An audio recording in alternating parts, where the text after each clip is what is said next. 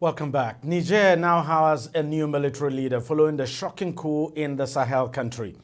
Abdurrahman Chiani, the head of Niger's presidential guard, has named himself head of a transitional government in the West African nation after his unit overthrew democratically elected President Mohamed Bazoum last Wednesday.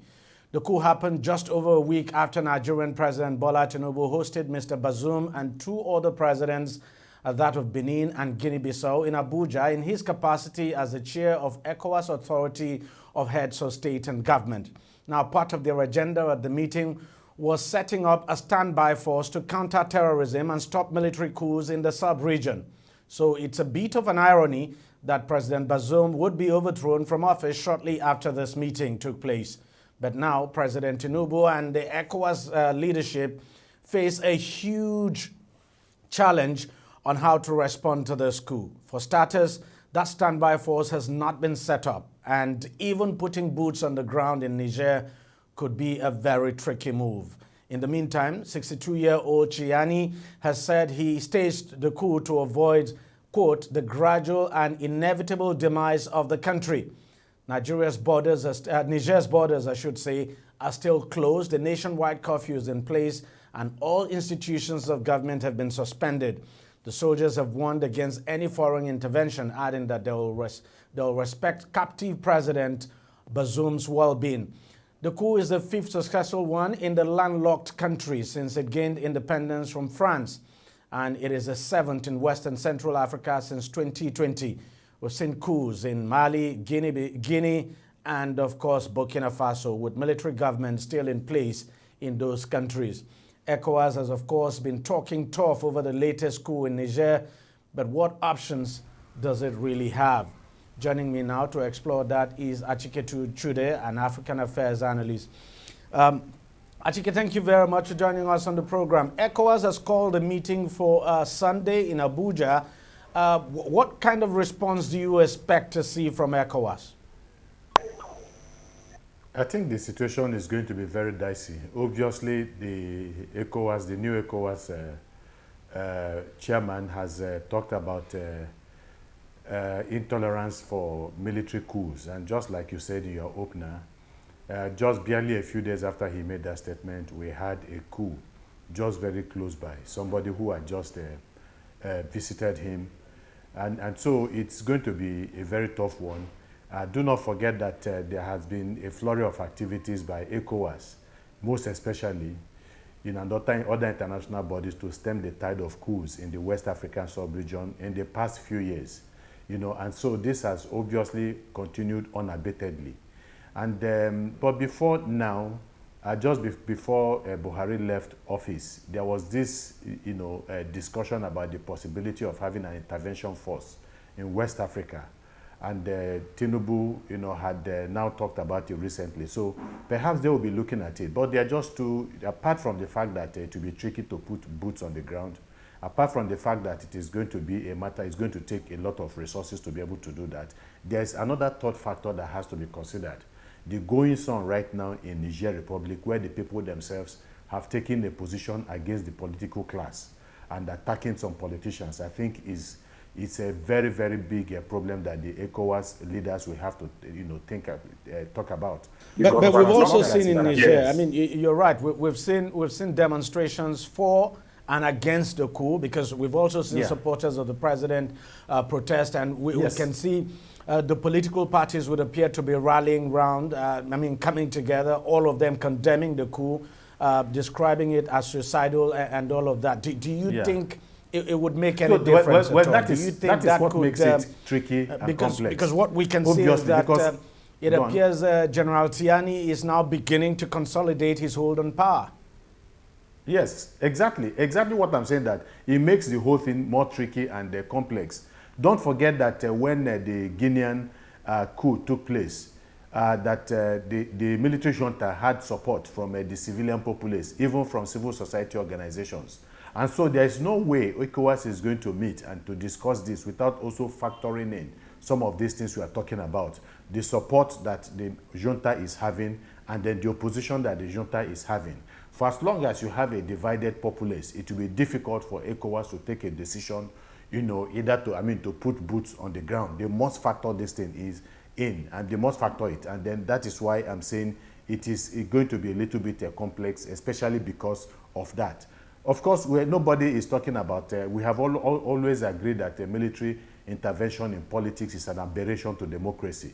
But what has worried me over the years is the fact that African leaders seem to have taken this issue of bad governance or misgovernance in the subcontinent and in Africa itself. They seem to have taken it with a pinch of salt.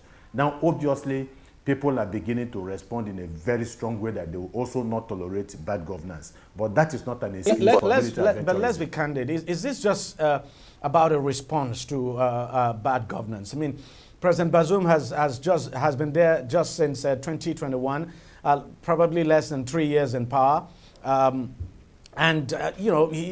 been quite popular in that country. And then the military has used the issue of insecurity and bad governance as an excuse. We saw that as an excuse in Burkina Faso. We saw it in Mali. And you look at these countries. I mean, since the military took over in these countries, what has changed? I mean, things have even gotten worse. No, look. I mean, it's clear. We're on the same page. The reality is that all of these things are excuses. Even when we're having a spate of military coups in Nigeria here, it was the same reason of misgovernance, the same reason of... And then now you're also factoring in the insurgency that's going on in the West Africa, especially in the Sahel region, which they are also using as a basis to provide justification for military coups. There's nothing that can justify military adventurism in the political development of nations, because it has a way of stultifying democracy. Democracy is something that comes, as a result of, trials, experimentations over time. The experiences people have from democracy, especially in developing countries, are usually not good. But again, there is a study that shows that transitioning democracies often face all kinds of issues. And if they are not handled, there could be crisis, of conflict in those countries. This is proven. But the answer or the response is not military adventurism, because it is all about a certain class of military, people within the military hierarchy taking advantage of the fact that they exercise control, over the use of guns and using it to, undermine and intimidate the civilian political leadership. And what we see ultimately as the outcome is never an outcome that the people desire. Because after years of experimentation, transitioning and all that by the military to go back to the civilian, because eventually it must get to that level where they realize they can no longer hold on to power. By that time, a lot of damage would have been done to those countries. And so these are some of the issues. But that is not to say Niger has experienced a series of coups in the past. I mean, this is the 5th one. But you look at this coup, quite unexpected. Do you think the military guy, the presidential guy, General Tiani, so to speak, drew inspiration from the coups in Mali and Burkina Faso to stage this? Obviously. I mean, obviously, it started with one and then cascaded to another one and then another one. And then we see this flurry of diplomatic activities by ECOWAS, the imposition of sanctions on some of these regimes, and it would appear that they were not sufficiently cowed, and they played around, the situation in those places. We have seen what is going on in Guinea, how they tried to subvert even the best efforts of ECOWAS. We have seen the same thing in Mali and all that, giving themselves extended timeline for return to democracy. When they are approaching that timeline, they also extend it and all that. So we have seen this. So it is because there has not been something definitive, something that, I mean, in terms of being able to forcefully reverse these military coups. It is what has emboldened other military adventurers from other West African countries. And the reality is that somebody has said that once a crime goes unpunished, the heart of the people is filled with rebellion. So the punishment, the right punishment has not been meted out to the military adventurers. And you see the people, other militaries in other West African countries being emboldened to do the same thing because they derive profit from what is going on. And that is personal aggrandizement. That is satiation of certain economic interest. That is what all of this thing is all about. It's about the person. It's about the clique of people who get to, who take over power and their access to the resources of the state. That's what this whole thing is all about. But, even while the ECOWAS is intervening in whatever way, they must also emphasize on the need for more responsible and responsive, civilian governance in their countries. They must also, it is also important to also do that while holding these military adventurers absolutely responsible for what they have done. Let me ask you this final question. Do you think ECOWAS can succeed in reversing the situation in Niger?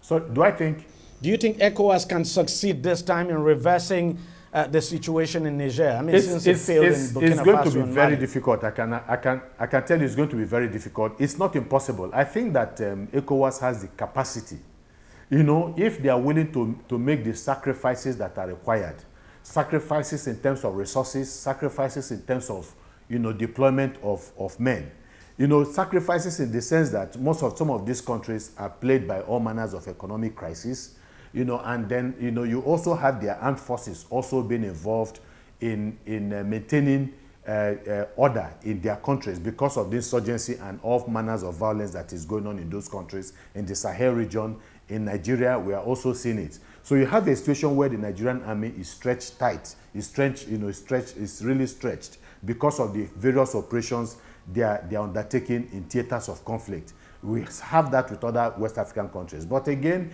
if you want to send a message, then perhaps you have to dig deep and be able to muster the resources that is needed to put the specter of coups behind us. Perhaps they can also go to the international community who are also suffering from some level of donor fatigue and hope to get some kind of positive response in terms of resources that will be used for that purpose.